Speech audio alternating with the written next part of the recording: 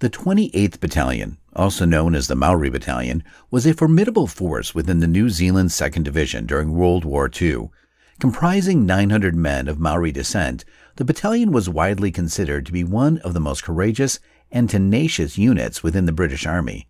Their fierce determination and a relentless spirit made them a formidable force on the battlefield, striking fear into the hearts of the Wehrmacht soldiers. Erwin Rommel, the renowned German tactician, is said to have remarked after facing the Maori Battalion in the North African campaign, "Give me the Maori Battalion, and I will conquer the world."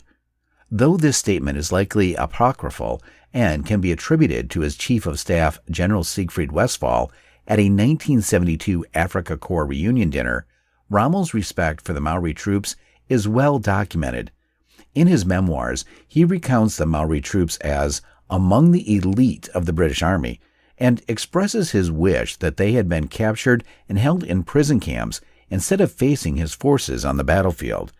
The Maori Battalion was regarded as the finest unit within the 2nd Division, and both Axis and Allied forces alike marveled at their wild bravery. They were the most decorated unit in the division, earning 2 Victoria Crosses. Lance Sergeant Hane Manahi was even awarded a Sword of Gallantry by Queen Elizabeth II. 2nd Division Commander General Freiberg stated, "No infantry had a more distinguished record, or saw more fighting, or, alas, had such heavy casualties, as the Maori Battalion." The proposal to establish a Maori Battalion was met with great enthusiasm within the Maori community in New Zealand. Despite some concerns about Maori soldiers fighting for a foreign empire, many saw it as a chance to promote equality and representation for the Maori community in New Zealand politics. Following New Zealand's official declaration of war against Nazi Germany on September 2, 1939, in response to calls from prominent Maori leaders like Sir Aparana Nagata, the government agreed to the formation of the Maori Battalion by October of the same year. Initially, the battalion was composed of both Maori and non-Maori soldiers, but as Maori recruits were trained, they eventually took on officer roles within the battalion. In World War I, around 2,227 Maori and 458 Pacific Islanders served in the Maori Pioneer Battalion, which specialized in engineering and construction tasks, laying wire entanglements, farming, and trench digging, some of the least glamorous work of the war. However, the new 28th Battalion was created specifically as an elite frontline infantry unit that would be relied upon to undertake critical combat missions. One soldier explained their formation into an infantry battalion as a natural part of their culture, which venerated, above all else, the glory of the warrior. Their request could not be denied them by their elders and chieftains.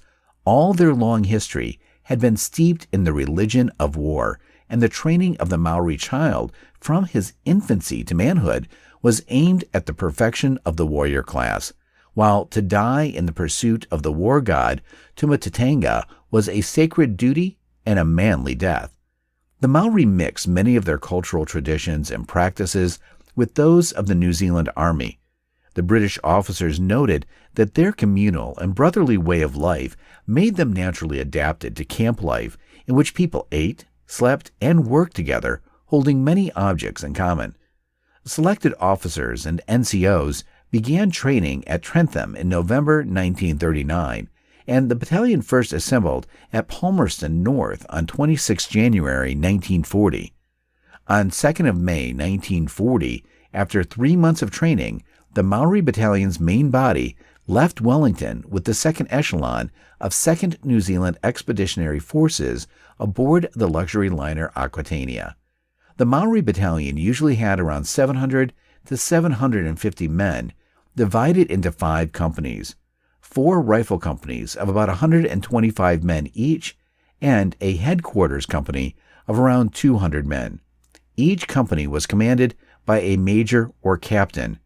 The battalion's 4 rifle companies, named A, B, C, and D, were organized along tribal lines. For example, A, or the Gum Diggers, were drawn from Northland to Auckland. B Company, the Penny Divers, were from Rotoro and the Bay of Plenty. C Company, the Cowboys, were from the East Coast, and D Company, known as Walkabout, were from Waikato, Hawke's Bay, Wellington, and the South Island, as well as some Pacific Islands and the Chatham and Stewart Islands. The HQ Company drew its personnel from all over Maoridom. After spending time deployed as garrison troops in the UK and France, the 28th Maori Battalion had its first brief engagement in late March 1941. The battalion participated in the ill-fated British invasion of Greece, where they, along with the rest of the New Zealand troops, fought a valiant retreat from Mount Olympus. Despite their efforts, they were evacuated from Athens by ship on April 21, 1941, as the disastrous campaign came to an end. The Maori Battalion next saw action as they battled the Wehrmacht crack Fallschirmjäger in their daring air assault on the island of Crete. In one engagement near 42nd Street, near Soda Bay, the Maori Bayonets charged a German mountain assault unit and claimed 80 casualties for the loss of 4 of their own. As they charged into battle, bayonets fixed, they shouted, "Kamite, Kamite," which translates to, "I may die, I may die." These words were taken from the Kamite Haka composed by Chief Te Ramaraha in the 1840s. Next, in the Haka, comes the words, "Ke ora, I may live, I may live." The message is clear. Maori warriors expect death before life. The headlong bayonet charge would become a staple of the Maori combat style, which relied on daring shock assaults that could sweep away enemy defenses quickly. Although the Battle of Crete was an Allied loss, 42nd Street and other valiant rearguard actions helped the Allied forces withdraw across Crete's rugged mountains to the southern coast, from where they could escape to Egypt. By the 31st of May, 1941, more than 16,000 Allied troops, including the Maoris, were evacuated safely by the Royal Navy. Now stationed in Egypt, the Maori Battalion were about to fight in the Desert Campaign, which would make them famous.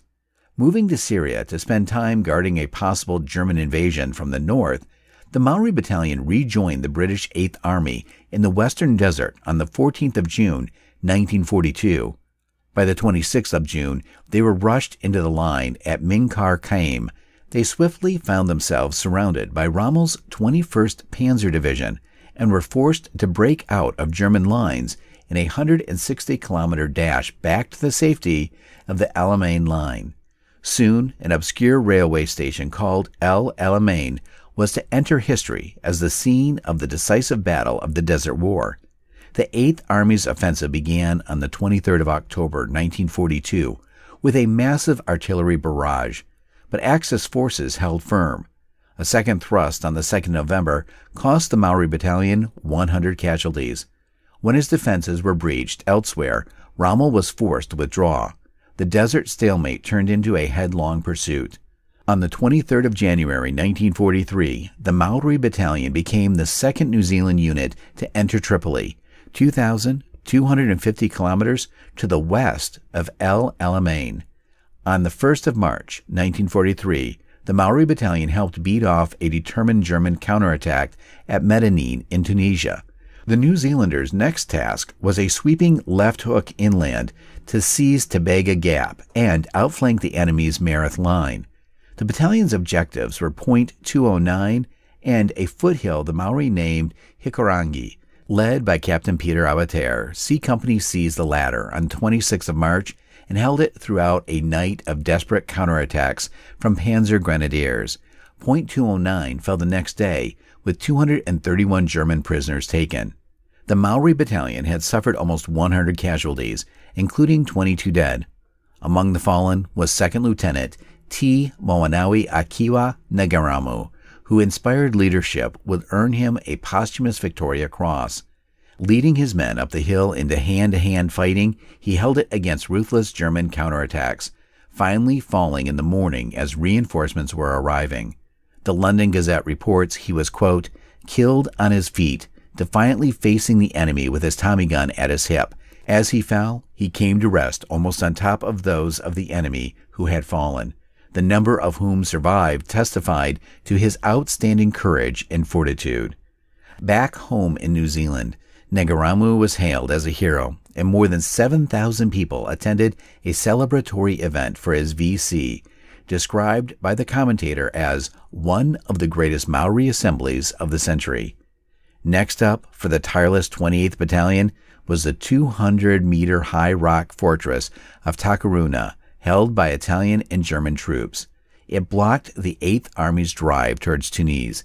On the night of the 19th of April, 1943, a handful of B Company men, led by Sergeant Hane Manahi, scaled a sheer cliff face to reach the summit. Others followed, and after 3 days of desperate fighting, Takrouna's defenders were finally overcome. 300 prisoners were taken, but the battalion lost another 116 men, killed or wounded. Manahi was awarded the Distinguished Conduct Medal, but many felt he deserved a VC for leading an assault described by a British Lieutenant General, Sir Brian Horrocks, as the most gallant feat of arms I witnessed in the course of the war.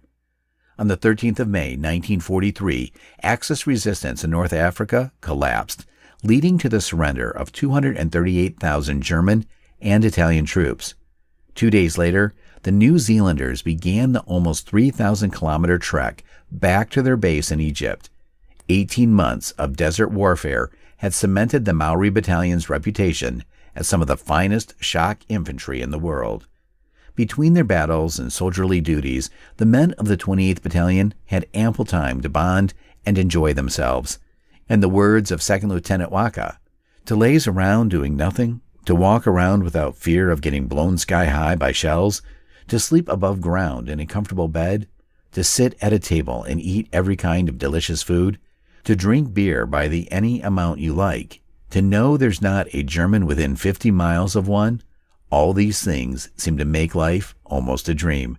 Their camp life was a unique blend of Maori social norms and the discipline and rigor of British Army life. The soldiers welcomed opportunities for recreation and excelled in various sports, particularly swimming, rowing, boxing, tug-of-war, hockey, and rugby. In 1940, while stationed in Britain, a team from the 28th Battalion was invited to play against a Welsh XV at Cardiff, ultimately losing 12-3. However, in 1943, the battalion achieved victory in the 2nd New Zealand Division's highly competitive rugby tournament held in Tripoli, defeating the divisional signals team 8-6 in the final. Entertainment and music were important distractions from the stresses of combat. The Kiwi Concert Party put on shows, and mobile cinema units screened popular movies and newsreels in the field. The battalion's own concert parties regularly entertained 8th Army troops with singing and the haka, their traditional war dance. A chaplain was designated to provide spiritual support to the soldiers, and he performed ceremonies and prayers in line with traditional Maori spiritual practices, such as the karakia. Additionally, the chaplain blessed the battalion's equipment and vehicles before they went into battle. Another significant cultural custom was the use of tattoos, or tomoko, which were used to identify soldiers and express their cultural identity. Many soldiers had these tattoos applied while in training or on leave. Despite the technological advancements of World War II, many soldiers of the 28th Battalion retained a familiarity with their own traditional weapons, such as the taha, a close-quarters combat staff, the patu, a handheld club, and the pauenua, a rawhide shield. A notable instance of this was when Aubrey Rhoda was able to use the taiha to win a melee competition at the Small Arms Weapon Training School in Mahdi, the Middle East, in 1943, against opponents from every corner of the British Empire who chose to use bayonets. The Maori Battalion arrived in Italy in October 1943. The Italians had surrendered to the Allies the previous month, but the country was now occupied by the Germans, who would resist staunchly until May 1945. The change from Egypt was dramatic as a cold and wet winter closed in. The Maori Battalion returned to action at Arsogna on 7th December 1943. Some gains were made in bitter hand-to-hand fighting, but at Christmas, the town remained under German control. Of all the battles involving the Maori Battalion in the Second World War, none was more brutal or costly than the struggle for Monte Cassino in early 1944. The towering 500-meter Monte Cassino, topped by a Benedictine monastery, dominated the route to Rome through the Liri Valley. Below it lay the Rapido River and the heavily defended town of Cassino. Several Allied attacks had failed before the New Zealanders arrived. On the night of the 17th of February 1944, the Maori Battalion attacked the town's railway station. But when supporting tanks were unable to get through, they were forced to withdraw under heavy fire. A and B companies suffered terrible losses, with 128 out of 200 men killed, wounded, or captured, a 64% casualty rate. After another unsuccessful attack in March, which saw desperate close-range fighting in the ruins of the town, the New Zealanders were withdrawn in early April. Cassino eventually fell to Polish troops in mid-May 1944. After a period of rest and recovery, the New Zealand Division returned to the front line in July 1944. The 28th Maori Battalion played a prominent role in the advance on Florence, being the first unit to reach the outskirts of the city on August 4th. As the war progressed, the battalion took part in a pursuit operation, crossing the Senio, Saturno, Salero, Edisi, and Po rivers with little resistance. The war eventually came to an end with the New Zealand Division stationed in Trieste, near the border with present-day Slovenia. There, they were faced with a tense standoff with an Allied force. Tito's Yugoslav partisans, who had hoped to occupy the city and incorporate it into Yugoslavia after the war. Whilst in Italy, the Maori picked up the language easily, and Italian songs like Buona notte mio amore became part of the battalion's repertoire. Many Maori felt at home among the warm-hearted Italian country folk, and some formed relationships with local women. More than a few tears were shed when the battalion finally departed Italy in December 1945. In total, almost 3,600 men served overseas with the Maori Battalion between 1940 and 1945. Of these, 649 were killed in action or died on active service. More than 10% of the 6,068 New Zealanders who lost their lives serving with 2nd New Zealand Expeditionary Force in the Middle East and Europe. In addition, 1,712 men were wounded and 237 were prisoners of war, giving them a casualty rate of around 65%, an unprecedented figure for a unit which was never destroyed or suffered serious defeat. This casualty rate was almost 50% higher than the average for the New Zealand infantry battalions. Throughout the war, groups of fresh recruits were regularly sent from New Zealand to replenish these heavy losses. Many Maori also served with other units in the 2nd New Zealand Division, with the 3rd New Zealand Division in the Pacific and New Zealand-based Army units and in the Home Guard. Others served with the Air Force, Navy, and Merchant Navy. Some Maori women served in the Army Nursing Service and the Women's Army, Air Force, and Navy auxiliaries. Between 1939 and 1945, almost 16,000 Maori volunteered for war service out of a total population of 100,000, a phenomenal feat of devotion and service. After the end of World War II, the 28th Maori Battalion sailed for home on Boxing Day, 1945. Upon their arrival in Wellington on January 23, 1946, the 780 troops were welcomed as returning heroes and dispersed to their home Maori throughout the country. Their commander, Lieutenant Colonel James Hanare, dismissed his men with these words: "Go back to our mountains, go back to our people, go back to our Maori, but this is my last command to you all. Stand as Maori, stand as Maori, stand as Maori."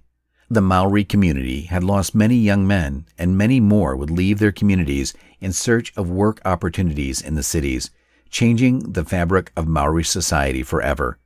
The war had also had an impact on race relations, as Maori soldiers had gained the respect of their Pakeha, non-Maori comrades, and the future of the Maori as a respected part of the New Zealand population was seen as less uncertain. Despite the losses and the challenges ahead, the service of the 28th Maori Battalion had played a significant role in shaping a positive future for the Maori community in New Zealand in defeating the Nazi menace and proving themselves as amongst the bravest soldiers who walked the earth.